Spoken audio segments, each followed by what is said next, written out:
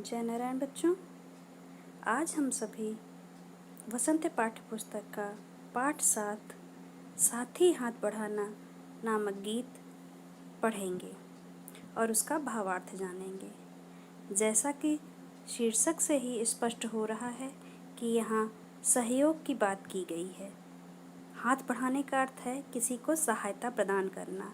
जैसा कि आप चित्र देखकर भी समझ सकते हैं कि यहाँ एक दूसरे को सहायता करके पर्वत पे चढ़ने की प्रक्रिया हो रही है। तो शीर्षक का क्या अर्थ है कि अपने मित्र को या अपने साथ कार्य करने वाले को सहायता प्रदान करना। अब चूंकि यह गीत है तो इस गीत के गीतकार हैं साहिर लुधियानवी। कविता होती है तो उसके कवि होते हैं, कहानी होती है कहानीकार होते हैं। ऐसे ही यह गीत है इसलिए इसके गीतकार हैं और वो हैं साहिर लुधियानवी। इस गीत के माध्यम से कवि क्या कहना चाह रहे हैं कि एकता, संगठन और परस्पर सहयोग के महत्व को इन्होंने इस गीत में प्रकट किया है कि अगर हम कोई कार्य मिलकर करते हैं, आपसी सहयोग से करते हैं, तो वह कार्य आसानी से हो जाएगा और किसी के ऊपर कोई बोझ भी नहीं पड़ेगा और इस तरह से मुश्किलों का सामना भी सब मिलकर कर लेते हैं और मिलकर कार्य करने से, साथ मिलकर कार्य करने से बड़ी सी बड़ी बाधाएं भी समाप्त हो जाती हैं। और यहाँ मनुष्य की बात की गई कि मानव जो है वह बहुत शक्तिशाली है और परिश्रम से भी नहीं थकता। तो ऐसे मानव को जिसमें मानवता रूपी गुण होने के कारण उन्हें अन्य जीवों से श्रेष्ठ माना गया है, तो यहाँ बताया गया कि यहाँ मानवता का जो गुण है उसमें ये भावना होनी चाहिए कि सभी का दुख एक हो, सुख एक हो। अर्थात कोई सुखी हो तो सब उसके साथ सुखी हों और कोई दुखी हो तो सब उसके दुख में को बांटें, भागीदार बने। और ऐसा करने के लिए हमेशा सच्चा रास्ता अपनाना चाहिए, सच्चाई के मार्ग पे चलना चाहिए। अंततः कुल मिला के यही कहने का अर्थ है कि इस पाठ में कवि ने साथ मिलकर कार्य करने और एक दूसरे के दुख सुख में साथ रहने की बात कही है। अब हम कविता पे आते हैं। कविता क्या, गीत कह सकते हैं इसे। गीत की पंक्तियाँ पढ़ते हैं। साथी हाथ बढ़ाना, एक अकेला थक जाएगा, मिलकर बोझ उठाना, साथी हाथ बढ़ाना। यहाँ कविता की पंक्तियों के माध्यम से गीतकार कहना चाह रहे हैं कि कोई व्यक्ति अगर उसे कार्य करने को कोई आप दे देंगे तो वह क्या करेगा, उस कार्य के बोझ तले दब जाएगा। लेकिन उसी कार्य को अगर कई लोग साथ मिलकर कर लेंगे तो वह कार्य आसानी से हो भी जाएगा और किसी एक व्यक्ति पर उसका बोझ नहीं पड़ेगा। तो यही कहने का अर्थ है कि एक अकेले को कोई कार्य दोगे तो वो थक कर हार मान लेगा। और सब हम लोग का कर्तव्य क्या है मानव होने के नाते कि हम सभी मिलकर एक दूसरे का बोझ उठाएं, एक दूसरे के साथ कार्य करें और एक दूसरे को सहायता प्रदान करें। हम मेहनत वालों ने जब भी मिलकर कदम बढ़ाया, सागर ने रास्ता छोड़ा, पर्वत ने शीश झुकाया। अब यहाँ परिश्रम की बात की गई है कि जो परिश्रमी व्यक्ति हैं उनके आगे कुछ भी असंभव नहीं है। कि जब भी मेहनत करने वालों ने मिलकर जो है कुछ ठाना है कुछ करने का, चाहे वह कितना भी कठिन कार्य हो, वह असंभव होते हुए भी संभव हो जाता है। कि मेहनत करने वालों ने जब भी कदम बढ़ाया, जब भी किसी कार्य को करने के लिए वो आगे बढ़े, मन में ठानी, तो सागर ने रास्ता छोड़ा, पर्वत ने शीश झुकाया। सागर ने रास्ता छोड़ा कहने का अर्थ ये है, क्या सागर में कोई मार्ग या पुल बना सकते हैं आसानी से? नहीं, ऐसी कल्पना भी नहीं की जा सकती थी। लेकिन जब व्यक्तियों ने मिलकर इसे ठाना कि हमें ये करना है, तो आप देख सकते हैं कि दुनिया में तमाम उदाहरण हैं ऐसे कि जो नदियों पर, सागरों पर पुल बने हुए हैं। तो अगर व्यक्ति मन में ठान लेता है कि हमें कुछ करना है तो उसके आगे सागर भी रास्ता छोड़ देता है और उसे अपना कार्य पूरा करने के लिए अनुमति दे देता है। पर्वत ने शीश झुकाया कहने का तात्पर्य यहाँ यह है कि अगर मेहनत करने वालों ने ठान ली तो वो अब पर्वत में भी रास्ते निकाल लेते हैं। चट्टानें तोड़कर भी, कठोर से कठोर चट्टानें तोड़कर भी वह रास्ता निकाल लेते हैं। तो यह पर्वत का झुकना ही तो हुआ कि इतना कठोर है फिर भी उसमें लोग अपने मार्ग तलाश ले रहे हैं।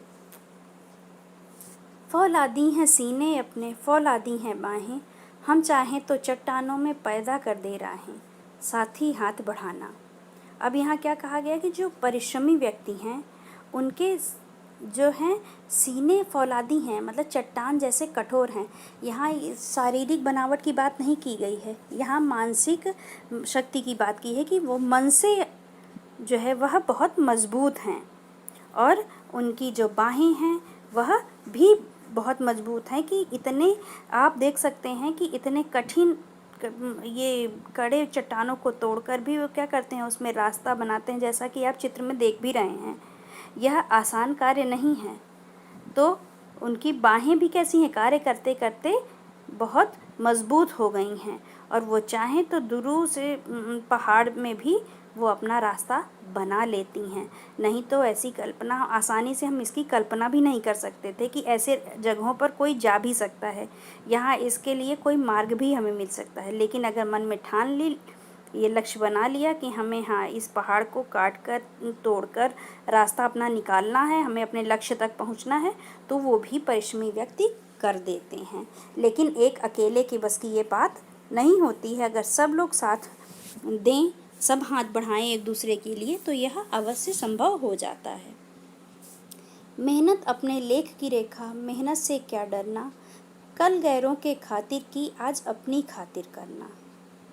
अपना दुख भी एक है साथी, अपना सुख भी एक, अपनी मंजिल सच की मंजिल, अपना रास्ता नेक, साथी हाथ बढ़ाना। यहाँ क्या बताया गया कि मेहनत अपने लेख की रेखा, कि वैसे तो बहुत सारे जीव धरती पर हैं, लेकिन मनुष्य को श्रेष्ठ क्यों कहा गया है, क्योंकि उसमें बुद्धि विवेक है और वो इसीलिए सारे जीवों में श्रेष्ठ है। तो ये कहा गया कि जब मनुष्य के रूप में जन्म हो ही गया है तो ये आपकी किस्मत में ही लिख गया है कि आपको मेहनत करना है। मेहनत अपने लेख की रेखा, मतलब अपने भाग्य की, ये भाग्य में लिखा ही हुआ है कि मानव के रूप में जन्म लिया है तो आपको मेहनत करना होगा। मेहनत से क्या डरना, जब मानव के रूप में जन्म ले लिया तो फिर हम मेहनत से पीछे क्यों भागें। कल गैरों के खातिर की, कि कल जब हम पर दूसरों का शासन था तब हमने मेहनत की, मजदूरी की और उनको आगे बढ़ाया, लेकिन जब आज हम स्वतंत्र हैं तो हम अपने खातिर क्यों न काम करें। तो जब आज अपने लिए काम करना है तो हम क्यों डरें मेहनत करने से। अपना दुख भी एक है साथी, अपना सुख भी एक। यहाँ गीतकार कह रहा है कि जब हम साथ मिलकर इतने कठिन से कठिन कार्य को पूरा कर रहे हैं, इतने कठिन से लक्ष्य को प्राप्त कर रहे हैं, तो ऐसे में जब साथ में हम कार्य कर रहे हैं तो हमारा सुख दुख भी एक होना चाहिए। कि अगर एक व्यक्ति खुश है, उसको कोई खुशी मिली है तो उसमें सभी खुशी मनाएं, और अगर एक व्यक्ति दुखी है तो सभी उसके दुख में भागीदार हों और उसे हर तरह से सहायता प्रदान करें। अपनी मंजिल सच की मंजिल, अपना रास्ता नेक। ये कहा गया कि जो परिश्रम की भावना है और उससे जो प्राप्त होने वाला लक्ष्य है वह बिल्कुल सत्य है, और अब जो हमने इसके लिए रास्ता चुना मेहनत का, वह भी बहुत भला है। नेक का अर्थ क्या है, भला रास्ता है। हम कोई गलत कार्य करके अपना लक्ष्य नहीं प्राप्त कर रहे हैं, हम मेहनत करके अपना लक्ष्य प्राप्त कर रहे हैं। तो हमारा जो मार्ग है लक्ष्य की प्राप्ति का वह बिल्कुल भला है, और ऐसे हालत में हमें एक दूसरे का साथ देकर एक दूसरे के साथ आगे बढ़ना चाहिए। यहाँ उदाहरण के द्वारा गीतकार प्रेरणा देना चाहता है कि ऐसा क्या है जो हम मिलकर नहीं कर सकते, कि अगर हम मिल जाएं तो असंभव से कार्य को भी संभव बना सकते हैं। यहाँ बहुत सारे उदाहरण दिए गए कि एक से एक मिले तो कतरा बन जाता है दरिया, एक से एक मिले तो ज़र्रा बन जाता है सहरा, एक से एक मिले तो राई बन सकती है पर्वत, एक से एक मिले तो इंसान बस में कर ले किस्मत, साथी हाथ बढ़ाना। यहाँ प्रेरणा दी गई कि सब लोग एक दूसरे का साथ दें और ऐसा करते हैं तो एक और एक जब मिल जाते हैं तो ऐसे थोड़े थोड़े लोग जब मिलते जाते हैं तो वह बड़ा कार्य आराम से कर सकते हैं। उदाहरण क्या दिया गया कि एक एक कतरा मिलता है तो दरिया बन जाता है। जैसे कहा जाता है बूंद बूंद से सागर भरता, तो एक एक बूंद मिलके सागर बना देती, दरिया बना देती है, और एक एक ज़र्रा मिलके सहरा बना देती है। एक एक कण मिल कर के बड़ा निर्माण कर देता है। एक से एक मिले राई, तो राई क्या है, बहुत छोटा दाना होता है राई का, आप देखते हैं सरसों के दाने से भी छोटा। तो राई मिलके पर्वत बना सकती है, मतलब छोटी से छोटी चीज़ मिलकर कोई बड़ा निर्माण कर सकती है, बड़ी चीज़ें बना सकती है। पर्वत का अर्थ यहाँ बड़ी चीज़ों से है। और एक से एक मिले इंसान तो बस में कर ले किस्मत।